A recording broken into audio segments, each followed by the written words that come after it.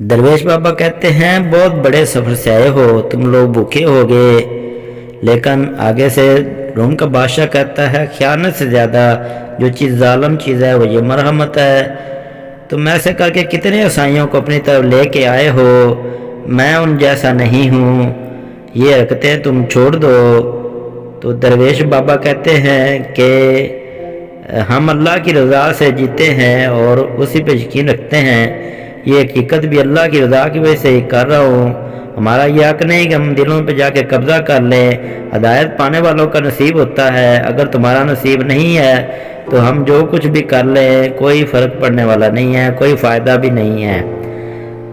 तो डाकू कहता है कि मुझे एक बात समझ में नहीं आई कि आप लोग पहले तो अपने खुदा के लिए हमारे साथ जंग करते हो, लड़ते हो, हमें कैदी बनाते हो और फिर उसी को जिसको तुम मानते हो उसी के ही हुक्म पर अल्लाह की रज़ा के साथ, अल्लाह की रज़ा समझते हुए हमारे साथ मरहमत भी करते हो। हम बाबा जी कहते हैं हम फितने और जुल्म के दुश्मन हैं, फितना बाकी ना रहे। हम इमाम से पेशकश लेते हैं और अगर हमने दर्ज निकाली और उसमें शर्मिंदा हों तो हम दूसरों को अपना दुश्मन नहीं समझते और जंग लड़ने से पहले हम इमाम की पेशकश ढूंढते हैं। अगर ये बात दुरुस्त साबित ना हो तो हम शर्मिंदा होते हैं और फिर हम दूसरों को अपना दुश्मन नहीं समझते।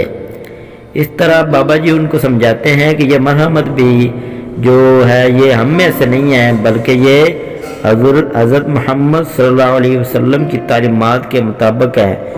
वो बताते हैं कि हमें उन्होंने हुक्म दिया है कि हम उनकी हुक्म की तामील ही करते हैं कि वो हमें हुक्म देते हैं कि कैदी को वही खिलाओ जो हम खाते हैं, वही पहनाओ जो हम पहनते हैं और उसी का अच्छी तरह ख्याल रखो। और वो चीज़ जो तुम देख रहे हो हम में से नहीं है, बल्कि ये आप सल्लल्लाहु अलैहि वसल्लम की तालीमात ही हैं जो तुम हम में देख रहे हो। उन्होंने हमें बहुत बड़ी जिम्मेदारी दी है कि जो तुम्हें मारने आए उसके साथ अच्छा रवैया इख्तियार करो और उसका ध्यान करो और उसका ख्याल करो।